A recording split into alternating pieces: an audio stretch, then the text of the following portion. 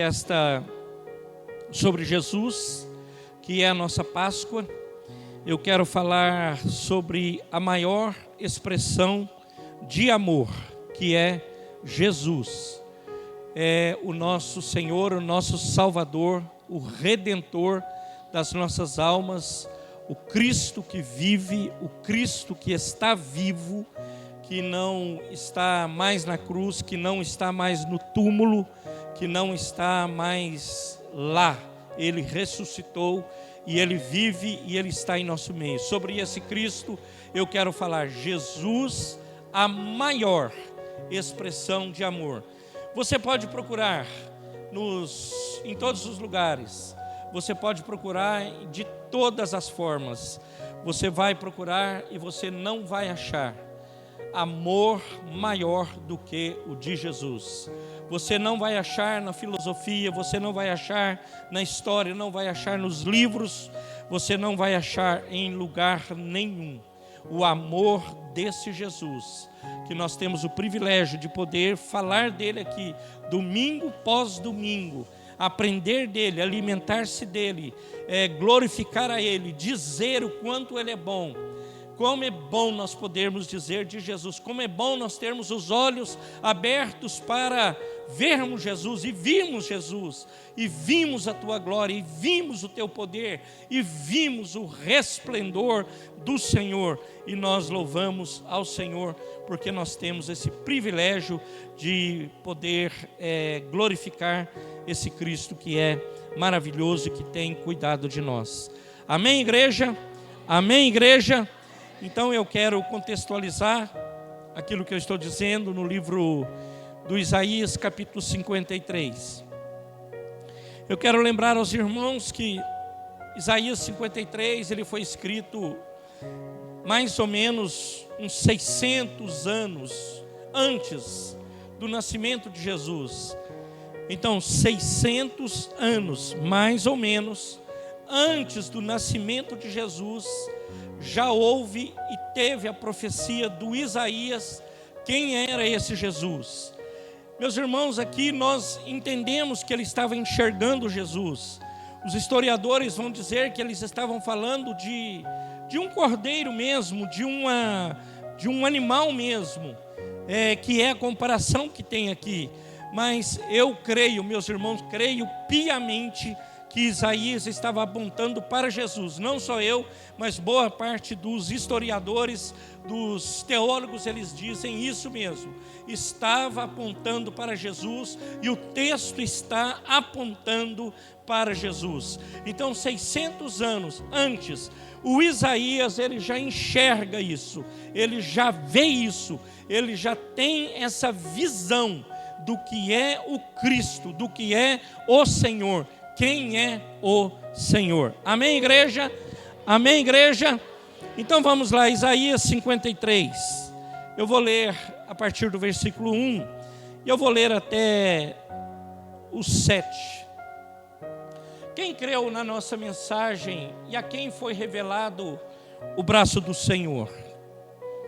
Ele cresceu diante dele como um broto tenro e como a raiz de em uma terra seca.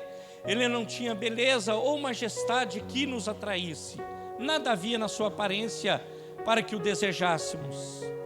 Então esse Cristo de Hollywood não existe. Foi desprezado e rejeitado pelos homens. Um homem de dores e experimentado no sofrimento. Como alguém de quem os homens escondem o rosto. Foi desprezado e não o tínhamos em estima. Certamente ele tomou sobre si as nossas enfermidades e sobre si levou as nossas doenças. Contudo, nós o consideramos castigado por Deus, atingido por Deus e afligido. O Isaías enxergou que ele vindo para nos salvar, para nos livrar do pecado, ele foi castigado. Ele foi castigado, ele levou sobre si tudo isso. O próximo Ele, porém, foi transpassado por causa das nossas transgressões e esmagado por causa das nossas iniquidades. O castigo que nos trouxe a paz estava sobre ele, e pelas suas feridas fomos curados. Todos nós, como ovelhas, nos desviamos. Cada um de nós se voltou para o seu próprio caminho, mas o Senhor fez cair sobre ele a iniquidade de todos nós. Irmão, eu penso que quando nós lemos esse texto, de tanta gente ler e falar, eu acho que a gente acha uma coisa muito simples, isso, muito simples. Eu assim, quando eu vou reler esse texto, meus irmãos, eu fico assim, abalado, mesmo, sem nenhuma demagogia, porque, meus irmãos, quem era eu antes de Jesus? Quem era a humanidade antes de Jesus? Quem era você antes de Jesus? E ali, meus irmãos, não... Volta por favor, doutor. Ali não tem rodeios, a palavra é clara. Ele fez cair sobre ele a iniquidade de todos nós. Então você imagina Jesus recebendo a iniquidade de todos sobre ele. Hoje nós vivemos um evangelho, meus irmãos, me perdoe, de tanta facilidade, de tantas, parecendo, desculpe o trocadilho, mas parecendo Casa Bahia, Havan, parecendo não sei o que, um evangelho que troca de facilidades. E o evangelho de Cristo não é isso. O evangelho de Cristo, aliás, eu disse domingo passado, você nem será julgado pelo seu sucesso. Você pode ser uma expressão de sucesso na face da terra. Para Deus, isso aí é nada. Você será julgado e eu serei julgado pelo meu trabalho diante dele. Não é sucesso. Eu sou um sucesso no Indaiatuba. Eu sou um sucesso no Brasil. Para Deus, tanto faz você morar num casebre ou morar numa mansão. Tanto faz você morar num apartamento de uma peça, como morar em uma mansão de 20 quartos. O valor é o mesmo diante dele. E nós devemos olhar para Deus dessa forma. E ele está dizendo, não é o sucesso seu, é o seu trabalho diante do Senhor, é o meu trabalho diante do Senhor, que um dia será colocado em pauta. Lembre-se disso, um dia será colocado em pauta. Por conta desse pecado, nós sermos tão assim duros, cerviz dura, coração duro, aconteceu isso. Todos nós, como ovelhas, nos desviamos. O Isaías faz questão, a NVI fala assim, todos nós nos desviamos. Tem gente que se acha mais crente do que o outro, mais santo do que o outro, mais sábio do que o outro, melhor do que o outro, se coloca acima do outro. Irmãos, isso não existe no cristianismo. Ele olha para nós aqui, é tudo igual, a régua é igual. Igual para todos. Igual. Nos desviamos, cada um de nós se voltou para o seu próprio caminho. Mas o Senhor fez cair sobre ele, sobre Jesus, a iniquidade de todos nós. O próximo, Luíde, por favor. Ele foi oprimido e afligido, contudo não abriu a boca. Não abriu. Lembra do cântico de Maria? Eu faço uma reflexão com você. Maria vai dizer assim ali em Lucas: minha alma engrandece ao Senhor, meu espírito se alegra em Deus, o meu Salvador. Maria tinha uma profundidade na Bíblia, na palavra de Deus, por isso ela canta isso. Ela sabia o que ela estava cantando, ela não estava apenas entoando uma música, um ritmo, ela estava recitando a palavra de Deus. E ela vai dizer da profundidade do conhecimento de Deus. E ela vai dizer: a minha alma, ela engrandece ao Senhor. O meu espírito, ele se alegra em Deus, o meu Salvador. Então, meus amados, e ele foi levado para o matadouro, como uma ovelha que fica muda diante dos seus tosquiadores. Ele não abriu a boca.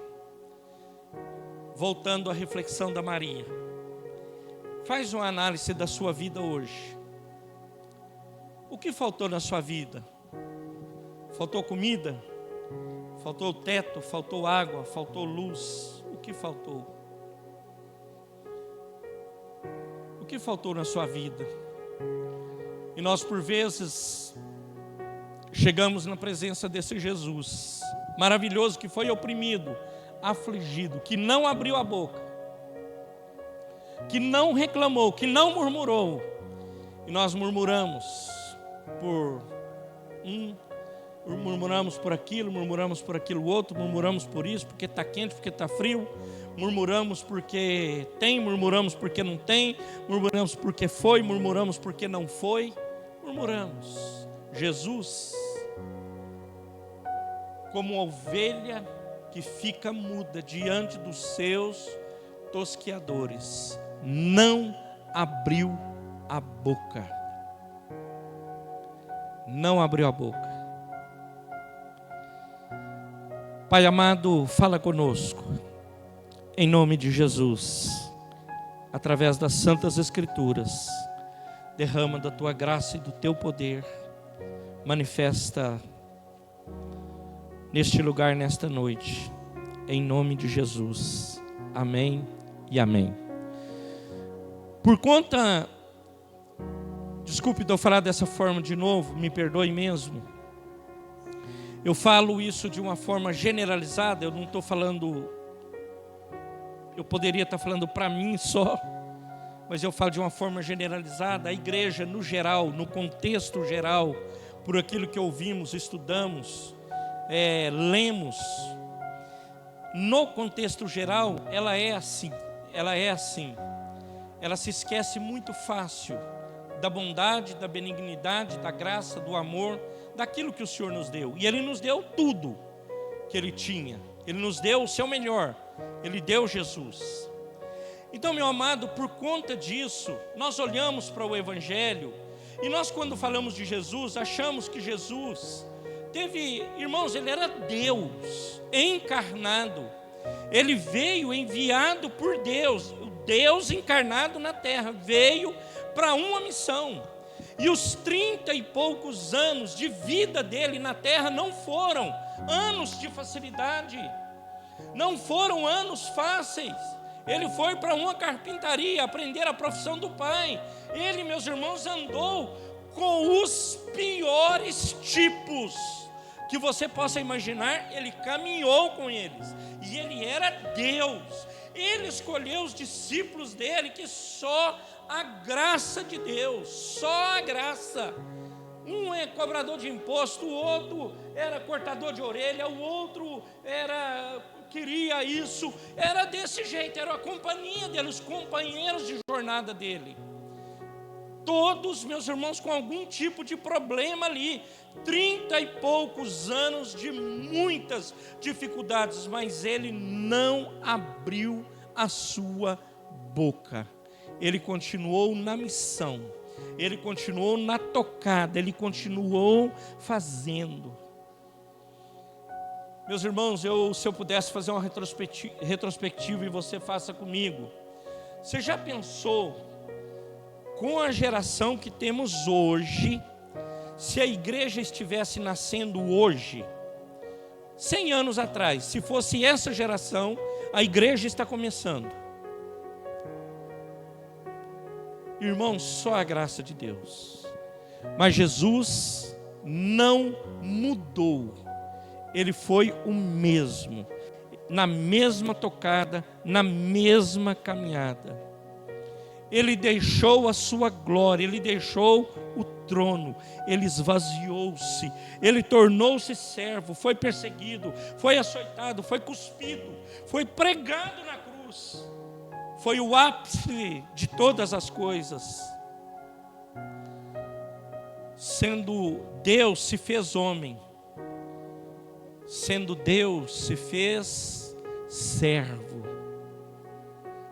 Então você vê que esse evangelho que nós vivemos escutando, eu não. Muitos escutam, não, você é a cabeça e não cauda. Você nasceu para vencer e não para perder. Você nasceu para brilhar nesse mundo. Brother, se você não está brilhando, veja o que está acontecendo com você. O que pode estar acontecendo, irmão? Jesus, Deus, o Jesus, Deus encarnado, tornou-se servo. Servo. Você sabe o que servo faz? Serve. O servo, ele serve.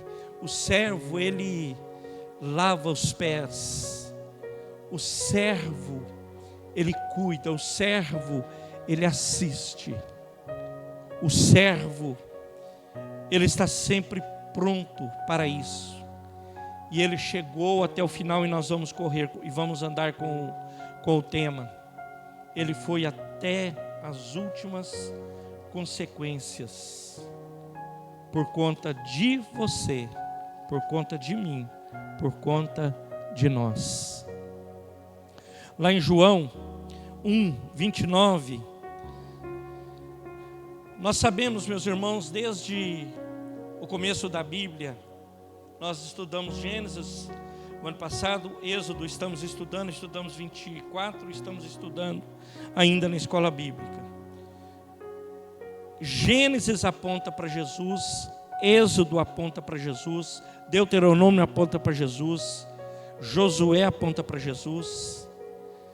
Todo o Velho Testamento, hoje existe uma prosa, eu conheço pessoas que eles falam assim, o Velho Testamento não... Esquece o Velho Testamento, ele não serve para mais nada. É uma história que está lá contada e ele não serve de base para nós. Lê do engano. Todo o Velho Testamento, ele aponta para Jesus. Ele mostra Jesus. Ele diz quem é Jesus. Então ali em João 1:29, a palavra do Senhor fala assim, no dia seguinte, João viu Jesus, aproximando, disse, vejam, é o Cordeiro de Deus, que tira o pecado do mundo. É o Cordeiro de Deus que tira o pecado do mundo. Lá em Gênesis 3:21, logo na criação, nós sabemos que, apontando para Jesus, eles mataram um animal, tiraram a sua pele, a pele, e cingiram-se de uma roupa, fizeram um tipo de uma roupa. Então, meu amado, o Senhor Deus fez roupas de pele para o homem e a sua mulher e os vestiu, apontando para Jesus. Então, meu amado, lá no final, lá em Apocalipse, nós vamos ver, ele veio como cordeiro, mas lá em Apocalipse nós vamos ver, ele é o leão da tribo de Judá. Amém, igreja?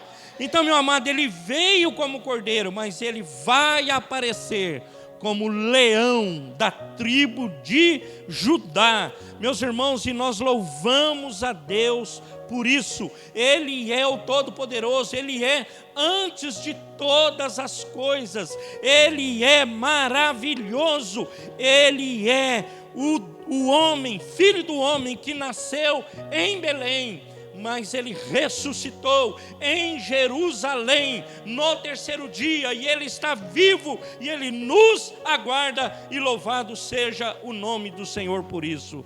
Amém, igreja?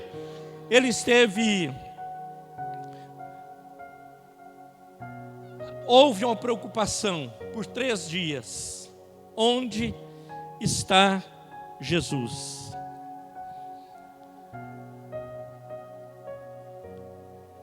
Eu falei domingo passado, a história do cristianismo, ela não termina numa sexta-feira. Ela tem ali um início que não é só a sexta, é toda semana ali, até ele chegar à crucificação. Mas ele morreu, mas ele não ficou ali. Ela não terminou, a história do cristianismo, ela não termina numa sexta-feira, ela não termina, porque Cristo ressuscitou. Ele não está mais entre os mortos. Ele vive, e Ele é o que cuida de nós, e nós louvamos a Deus por isso. Amém, igreja? E nós, meus irmãos, olhamos para esta obra, para a cruz de Cristo, para a redenção, olhamos para nossa salvação. O quanto, meus irmãos, isso foi caro a Jesus, o quanto isso foi caro ao Pai, o quanto isso custou. Mas, meus amados, Jesus foi o que de mais importante pisou nessa terra. Ninguém foi mais importante do que Ele, e não haverá ninguém mais importante do que Jesus. E Ele vai para a cruz, e lá nós sabemos, lemos recentemente, quando eu estava falando do Salmo 46, ele fala a penúltima palavra, que é a 6ª palavra que ele fala na cruz: tetelestai, está consumado. E o véu se rasga de alto a baixo, significando que é de baixo para cima, não é daqui para lá, de lá para cá, mostrando que nós somos alcançados, nós temos livre acesso ao Senhor. Então, meus irmãos, foi pago. Jesus foi condenado nessa cruz, que ele não está mais ali, como também não está no túmulo, não está mais ali, mas pelo sangue de Jesus nós fomos perdoados. Na cruz Cristo pagou o preço. Tetelestai, está pago, sua dívida está paga, acabou, está consumado, finish, acabou, zerou a conversa, começa tudo de novo, começa uma nova história, zerou, tetelestai, tetelestai, tetelestai, está consumado, está consumado, está consumado, foi pago, o sangue verteu, foi derramado, e nós somos livres para a glória de Deus Pai. Amém, igreja? Ele foi condenado. É isso que Isaías está falando, para que você e eu fôssemos absolvidos. É o sacrifício substitutivo. Ele vai e você sai. Ele entra e você é tirado. É isso que acontece na cruz. É isso que é a cena ali. Ele tomou, meus irmãos, uma coroa de espinhos para te dar uma coroa de glória, uma coroa de humilhação por uma coroa de bênção sobre a sua vida. Ele assumiu o seu lugar, o meu lugar, nossos erros, o teu erro, os meus erros. Ele levou sobre si nossos pecados. Todos eles foram levados. Nós fomos perdoados em Cristo Jesus, o nosso Senhor. Amém, igreja? Ele cravou na cruz o que estava escrito. Todas as dívidas que era contra você acabaram, zerou, já era, tetelestai, está consumado, foi consumado, e louvado seja o nome do Senhor por isso. Qual a maior notícia que a humanidade poderia ouvir na história? Eu penso que seja essa aqui. Quando elas vão chegar no templo, no túmulo. Lucas ele vai falar sobre isso no 24, 4 e 5. Ficaram perplexas, sem saber o que fazer. De repente, 2 homens com roupas que brilhavam como luz do sol colocaram-se ao lado delas. Amedrontadas, as mulheres baixaram o rosto para o chão. O homem lhe disse: por que vocês estão procurando entre os mortos aquele que está vivo? Por que vocês estão procurando o que está vivo entre os mortos? O túmulo está vazio. A Páscoa ela não termina num funeral. Ela não termina, mas sim com uma grande festa. Jesus venceu a morte. Ele está vivo pelo século dos séculos. Todas as religiões, elas estão apoiadas em homens falíveis, homens que erram, homens que ignoram tantas coisas, mas a religião que nós servimos, o cristianismo, a religião de Jesus, meus irmãos, é a religião do Todo-Poderoso, que a palavra fala: passam céus, passam terra, passa todas as coisas, mas a palavra de Deus não passa. Ele é o alfa, ele é o ômega, ele é o Todo-Poderoso, ele é o que diz lá em Apocalipse, ele é o leão da tribo de Judá, o Todo-Poderoso, e é o que cuida de nós, e nós louvamos o nome dele. O cristianismo ele tem um líder, e o líder é Jesus. Ele venceu a morte, ele triunfou sobre a morte, ele está vivo, e por isso nós fazemos festa. Louvado seja o nome do Senhor. Amém, igreja?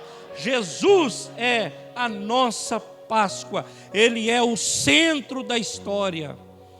Meus irmãos, o Êxodo aponta para Jesus. Êxodo 12 aponta para Jesus. Ele vai dizer: Jesus é a nossa Páscoa, é inaugurado. Ele mostra, Moisés faz questão, ele é usado para isso, para tirar o povo da escravidão, e Jesus veio para nos tirar da escravidão. Moisés mostra que eles foram livrados das pragas da morte, e nós fomos livres da morte em Jesus. Moisés aponta para Jesus. Jesus é a nossa Páscoa. Louvado seja o nome do Senhor. Amém, igreja? O túmulo está vazio. Eu amo essa frase. Mas o trono está ocupado. Louvado seja o nome do Senhor.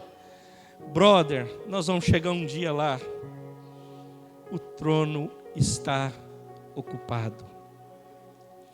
A manjedoura está vazia. O túmulo está vazio. Mas o trono está ocupado. Louvado seja o nome do Senhor. Jesus reina. Jesus vive. Ele é o melhor que você pode ter nessa terra. O conforto dessa terra é muito bom. Todos nós gostamos. Todos nós. Sem distinção. Quando você prova do conforto, você sabe o quanto ele é bom. Todos nós amamos. Eu amo conforto. Eu gosto de conforto. Mas nada nessa terra é mais importante do que você ter Jesus. Nada nessa terra é mais importante do que termos Jesus. Nada nessa terra é mais importante do que nós servirmos esse Jesus maravilhoso. Jesus, a maior expressão de amor. Vamos repetir juntos? Jesus, a maior expressão de amor. Mais uma vez, Jesus, a maior expressão de amor. Graças a Deus. Curva a sua cabeça. Eu quero orar com você. Senhor amado, eu quero te louvar